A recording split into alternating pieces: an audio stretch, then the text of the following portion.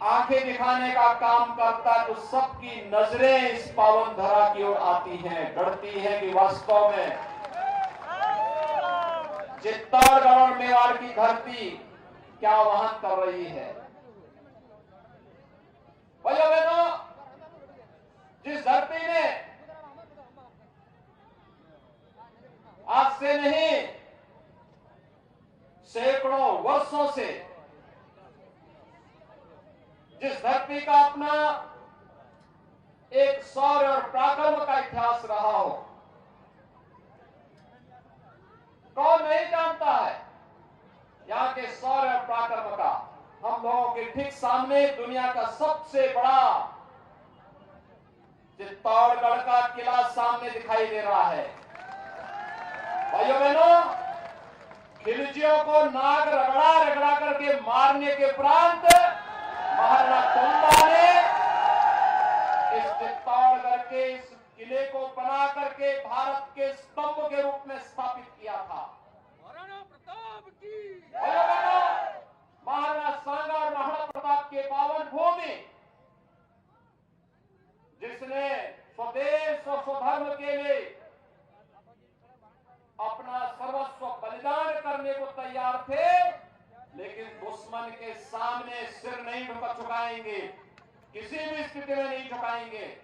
और भाइयों बहनों, यही स्वदेश और स्वधर्म के बारे में जब भी चर्चा होती है तो मेवाड़ की चर्चा होती है, चित्तौड़गढ़ की चर्चा होती है। और यहाँ मनुष्यों के अंदर तो शौर्य और पराक्रम था ही, चेतक जैसे घोड़े के अंदर भी वह देवत्व का गुण पैदा हो गया था, जिसने दुश्मन के नाकों चने चबाने में अपना योगदान दिया था। कौन नहीं जानता है जौहर व्रत के बारे में, महारानी पद्मिनी के जौहर के बारे में। हम लड़ेंगे मातृभूमि के लिए, लेकिन जब दुश्मन कहीं भी हावी होगा तो उस गद्दार को अपने बदन को छूने नहीं देंगे, जौहर व्रत धारण करेंगे। यह संकल्प लेने वाली हमारी माताएं, हमारी रानियां इस देश को आज भी एक नई प्रेरणा प्रदान करते हैं। और भक्ति और सत्य का एक अद्भुत संगम मीराबाई की ये धरती है। भाइयों बहनों, शौर्य और पराक्रम के लिए, भक्ति और शक्ति के लिए, देश और धर्म के लिए सर्वस्व न्यौछावर करने की बात जब भी आएगी और जब भी इतिहास इस बारे में लिखेगा, तो इस धरा का नाम महाराणा प्रताप का, महाराणा सांगा का, महाराणा कुंभा का और इस चित्तौड़ की महारानी पद्मिनी का, पन्नाधाय का और भाइयों बहनों मीराबाई का नाम स्वर्णाक्षरों में लिखा जाएगा। मैं इस अवसर पर इस धरा को कोटि कोटि नमन करते हुए आप सबका हृदय से अभिनंदन करता हूं। भाइयों बहनों, हमें वास्तव में पीड़ा होती है पिछले 5 वर्ष के अंदर राजस्थान को देख करके, और इसलिए पीड़ा होती है कि जब देश आगे बढ़ रहा है, पूरे देश में एक नए भारत का दर्शन हो रहा है, पूरा देश दुनिया में अपनी एक नई छवि के साथ जाना जा रहा है, भारत को एक नए शक्ति के रूप में, उभरते हुए ताकत के रूप में दुनिया महसूस कर रही है। प्रधानमंत्री मोदी जी का नेतृत्व आज पूरी दुनिया स्वीकार कर रही है। अभी हमने G20 के अध्यक्षता के रूप में प्रधानमंत्री जी के नेतृत्व में दुनिया के 40 राष्ट्राध्यक्षों का दिल्ली में हुआ सितंबर माह में महासमिट, इस बात का उदाहरण प्रस्तुत करता है। दुनिया के अंदर आज प्रधानमंत्री मोदी जी जहां कहीं जाते हैं, भाइयों बहनों, पूरी दुनिया पलक पावड़े बिछा करके उनका स्वागत करती है, उनका अभिनंदन करती है। यह अभिनंदन केवल प्रधानमंत्री मोदी जी का नहीं है भाइयों बहनों, भारत की 142 करोड़ जनता का अभिनंदन होता है। भारत का 142 करोड़ लोग गौरवान्वित होते हैं। भारत के बारे में धारणाएं बदली हैं। जो लोग पहले हेत इससे देखते थे, कमजोर देश के रूप में देखते थे, आज वे लोग भी भारत की ताकत का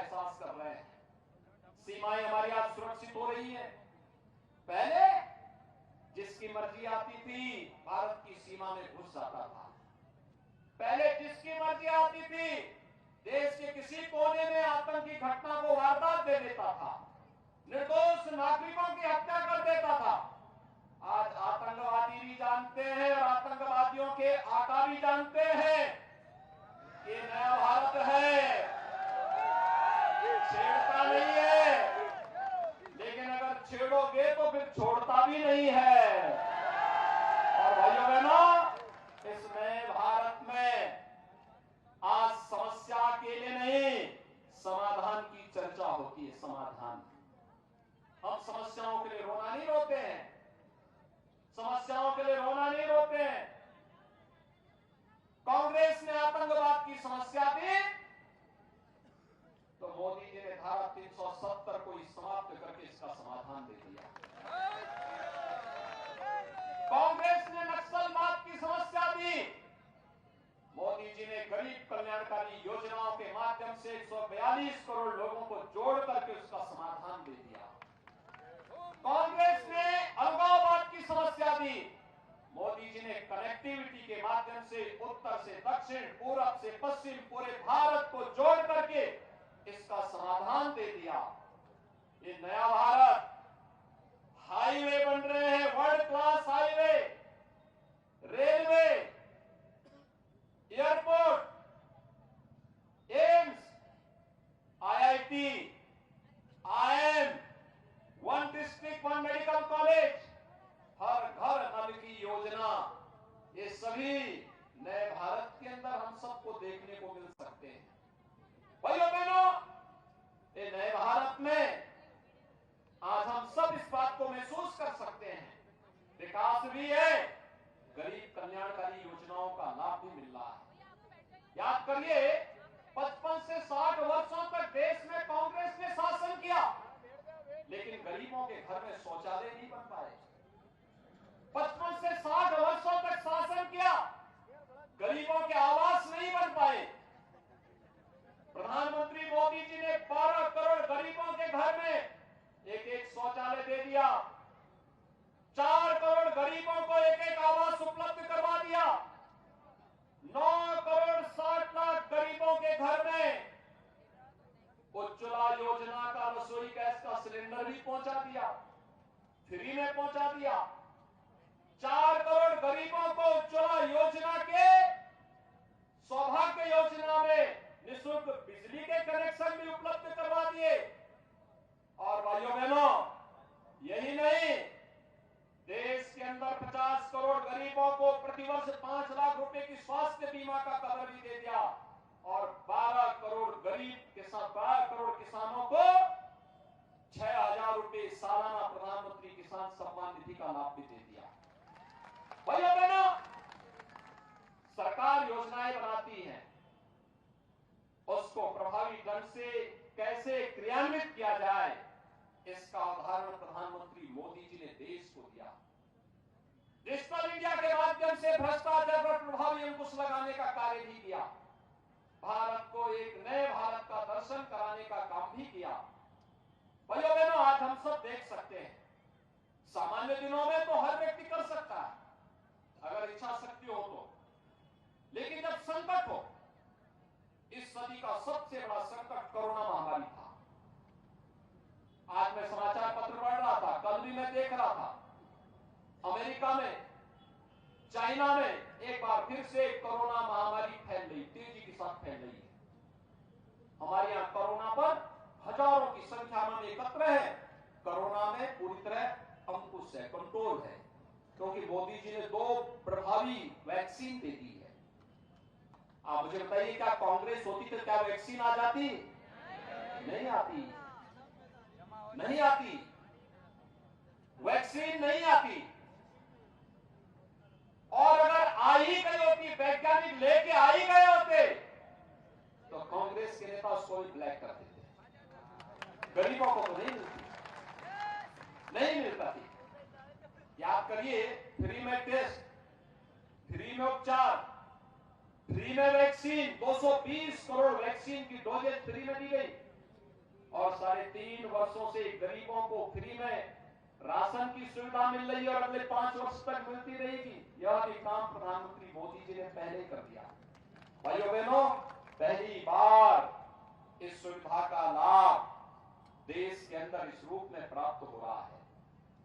लेकिन राजस्थान में भाइयों बहनों, इन 5 वर्षों में हमें पीड़ा होती है।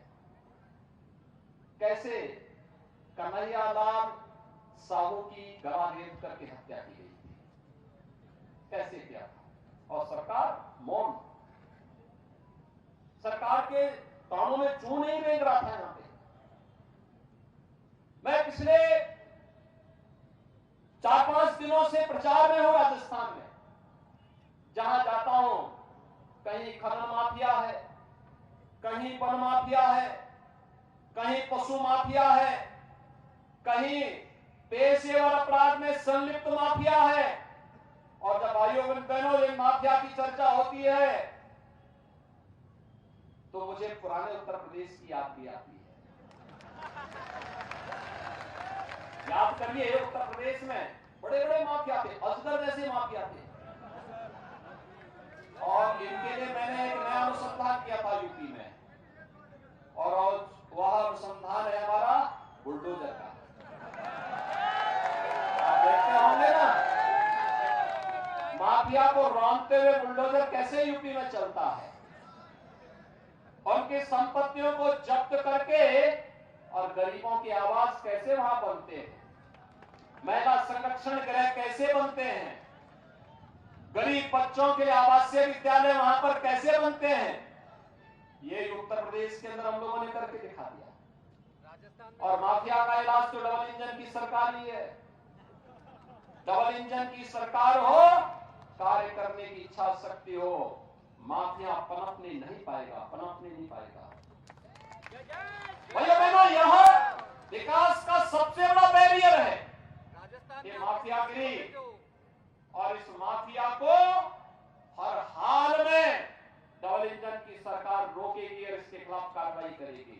एक तरफ राजस्थान के अंदर जहां देखो वहां पे सरकारी योजनाओं में लूट, कोई योजना प्रभावी ढंग से लागू नहीं हो पाती। जब राजस्थान में विपत्ति आती है तो यहां के हुक्मरान पिकनिक मनाने के लिए निकल गए होते हैं। उन्हें राजस्थान की जनता जनार्दन की चिंता नहीं होती। एक और यह स्थिति, और दूसरी तरफ मैं देख रहा था, भगवान राम का जन्म उत्तर प्रदेश में हुआ। वनवास कालखंड में भी सर्वाधिक समय यूपी के चित्रकूट में रहे। लेकिन भाइयों बहनों, रामनवमी में सर्वाधिक कार्यक्रम भी उत्तर प्रदेश में होते हैं, सर्वाधिक जुलूस उत्तर प्रदेश में होते हैं, लेकिन कर्फ्यू राजस्थान में लगता है। कर्फ्यू राजस्थान में। मैं वही सोच रहा था कि क्या ये कर्फ्यू राजस्थान में क्यों? पता लगा कि साहब वहां पे राजस्थान सरकार ने रामनवमी के जुलूस पे रोक लगा दी। रामनवमी के जुलूस पे रोक। मैं जिस जिले में जाता हूं वहां किसी एक संत की हत्या हुई होती है, यानी संत भी सुरक्षित नहीं। रामनवमी के जुलूस पे रोक, हर धार्मिक पर्व पे रोक, या वहां कर्फ्यू। 6.5 वर्ष से उत्तर प्रदेश में कर्फ्यू नहीं लगा, कोई दंगा भी नहीं हुआ। उत्तर प्रदेश के दंगाई दूसरे लोग की यात्रा में भेज दिए गए हैं। अब वे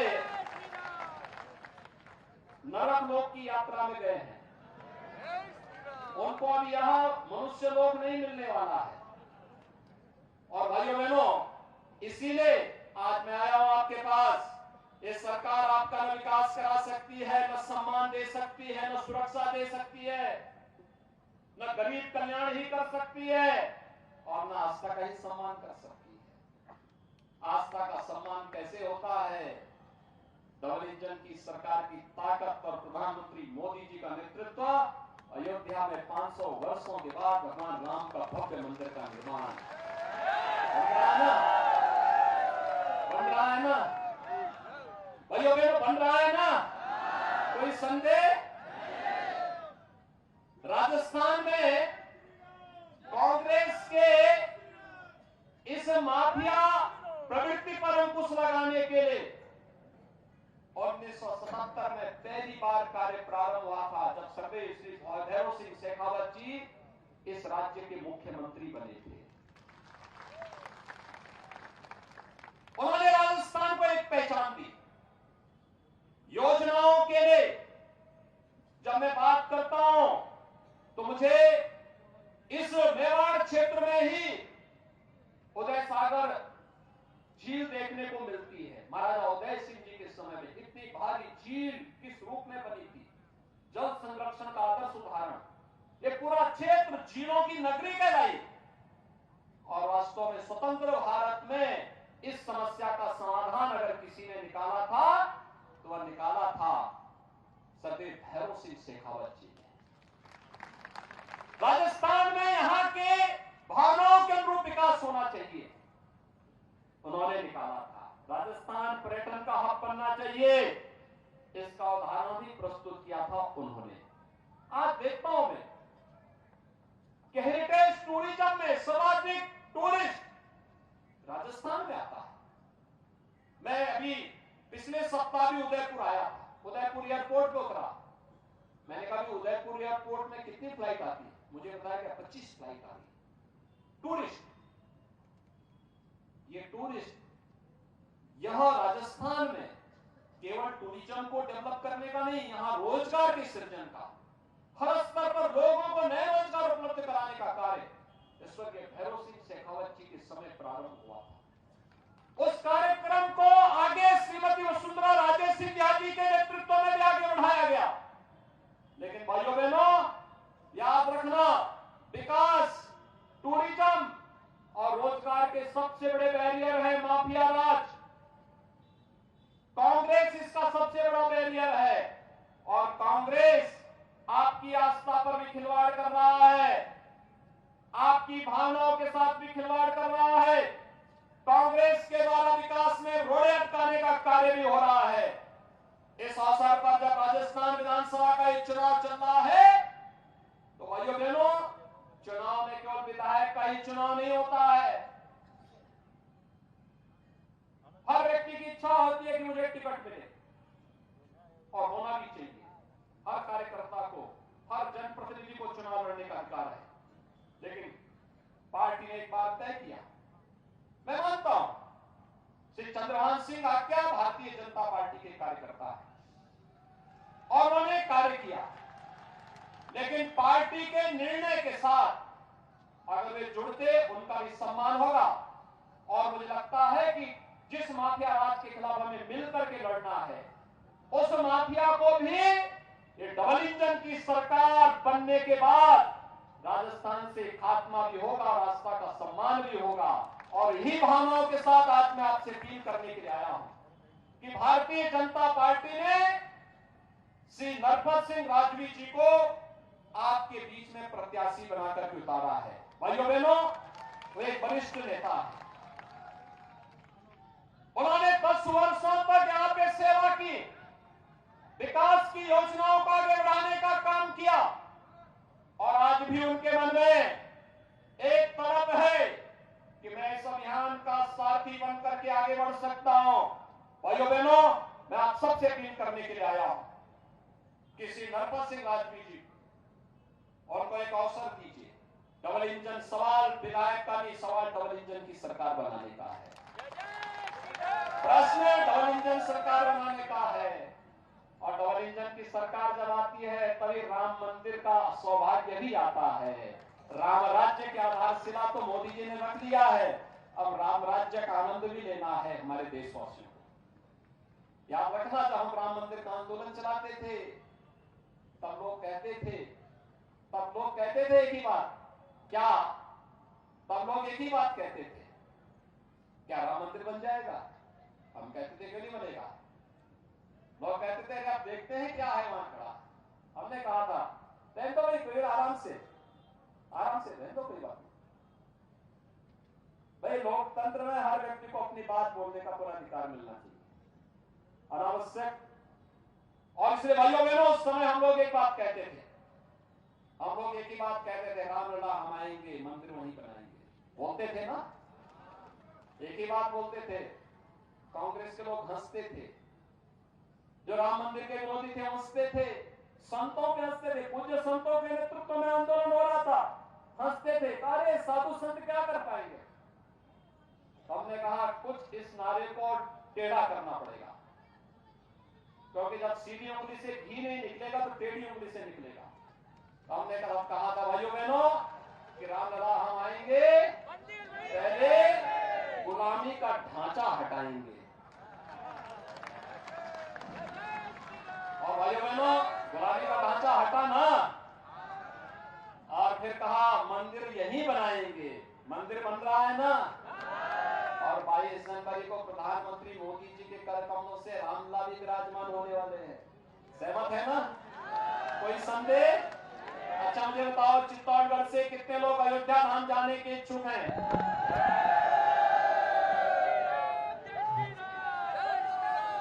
यानी पूरा चित्तौड़गढ़ आपका जो अधिकार है, अयोध्या पे तो आपका अधिकार है।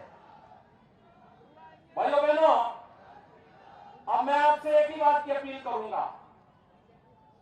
हमने अपने विधायक, जेवर के विधायक को यहां भेजा हुआ है, यहां देखने के लिए कि आपके साथ संवाद बनाएंगे, और मैं नरपत सिंह राजवी जी से भी कहूंगा, और मैं आपसे भी अपील कर रहा हूं, आप नरपत सिंह राजवी जी को विधायक बना करके जयपुर भेजिए, और 22 जनवरी के बाद वह चित्तौड़गढ़ के लोगों को अयोध्या धाम पहुंचे, बाकी वहां की व्यवस्था हम देख लेंगे। सहमत हैं? सभी लोग सहमत हैं? सभी लोग सहमत हैं ना?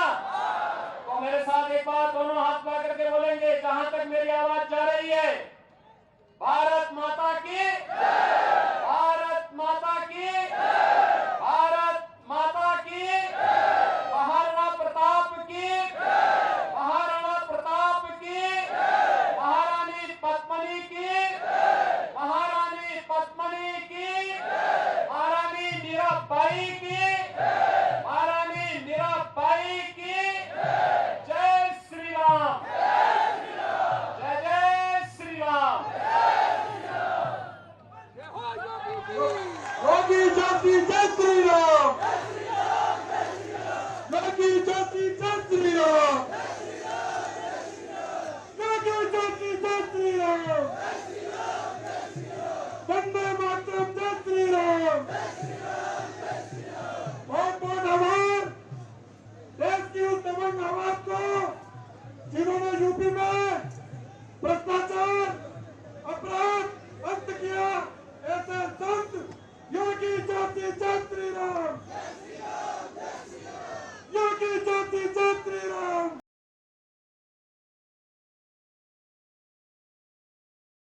प्रिय नेता और हमारे देश के यशस्वी प्रधानमंत्री जी का तारा नगरी की पावन धरा पर स्वागत है।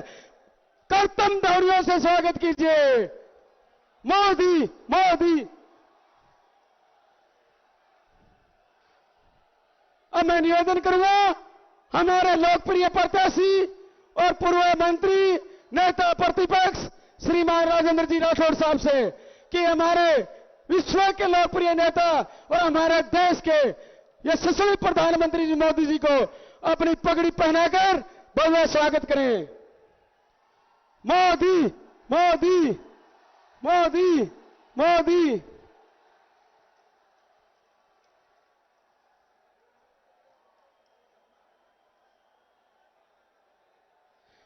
मैं निवेदन करूंगा हमारे सांसद भाई राहुल जी कसवा को कि प्रतीक चिन्ह देकर हमारे देश के यशस्वी प्रधानमंत्री जी का स्वागत के प्रतीक चिन्ह देकर।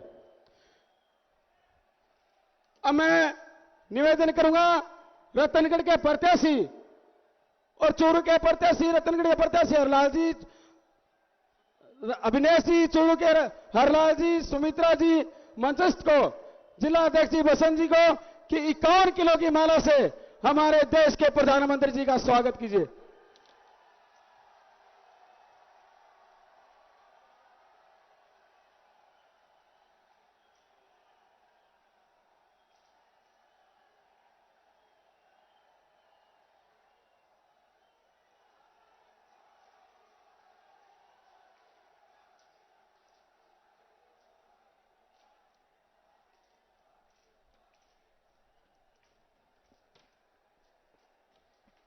अब मैं आमंत्रित कर रहा हूं हमारे लोकप्रिय प्रत्याशी, नेता प्रतिपक्ष और 36 कौम के दिलों पर राज करने वाले राजस्थान के सिरमौर परम श्रद्धेय राजेंद्र जी राठौड़ साहब, आइए और ये आपके परिवार को संबोधित करिए। स्वागत है, ये आपका प्यार और ये आपका परिवार है।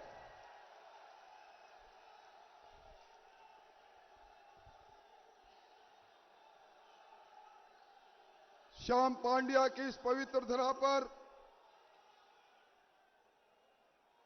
गोगाजी पीर की जन्मस्थली पर कायम खां की धरती पर इस ऐतिहासिक धरा पर दुनिया के सबसे लोकप्रिय नेता, पूरे विश्व के गौरव, हमारे यशस्वी प्रधानमंत्री नरेंद्र मोदी जी का अभिनंदन करते हुए मैं अपने आप को गौरवान्वित महसूस करता हूं। प्रधानमंत्री जी ने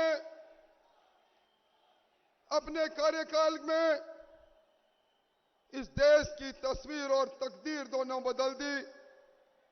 गरीब के जीवन को जीने का अंदाज बदल दिया। प्रधानमंत्री जी आज इस विराट सभा के अंदर हजारों वो किसान उपस्थित हैं जिन्हों को आपने बिना मांगे उनके सम्मान में किसान सम्मान निधि का उपहार दिया। और अब डबल इंजन की सरकार, राजस्थान की सरकार जब बन जाएगी तो वह सम्मान निधि जो आपके खाते में सीधी जाती है, राजस्थान के अंदर अब तक 16,500 करोड़ रुपया किसान के खाते में गया है। उसकी रकम को दुगना करने का संकल्प भारतीय जनता पार्टी ने लिया है। आदरणीय प्रधानमंत्री जी, इस सभा में वो बड़ी संख्या में गरीब भी आया है। आपका सपना 2024 तक इस देश में कोई भी गरीब व्यक्ति ऐसा नहीं रहे जिसके सर पर छत नहीं हो। प्रधानमंत्री आवास योजना, 17 लाख लोगों के मकान बने।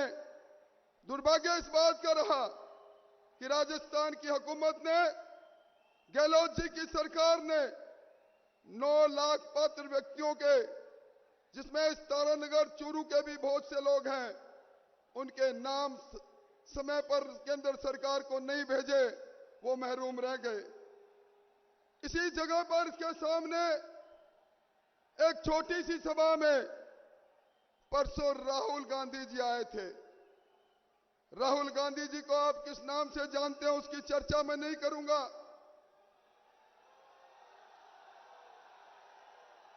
पर राहुल गांधी जी कहकर गए कांग्रेस के प्रत्याशी के लिए वोट मांग कर गए। ये वही राहुल गांधी हैं जिन्होंने पिछली बार आप लोगों के बीच में जाकर कहा था, 10 तक की गिनती गिन के कहा था कांग्रेस की हुकूमत बना देना, हम किसानों का